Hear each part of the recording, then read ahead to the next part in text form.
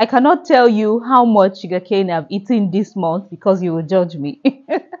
But apart from giving your jaw a good workout, what else can we make with sugarcane? I have an idea. Let's make jaggery, more like making your own healthy sugar. To make jaggery, you will need sugarcane. Everything has been chopped nicely. I have washed the sugarcane thoroughly, so I blended with my rock power blender. Please, you can only do this with a heavy duty blender like this my rock power blender.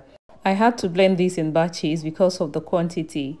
Once I was done with blending, I removed most of the chaff by hand before passing through a cheesecloth. Jaggery is considered a healthier alternative to refined sugar since it retains some of its vitamins and minerals, which are usually lost during the process of making sugar. After extracting the juice, I transferred to a large pot and set on low heat. I boiled it down to look like this jelly-like substance, and that took about 3 hours. Just before I turned off the heat, I lightly oiled these ice cube trays and filled the holes with jaggery.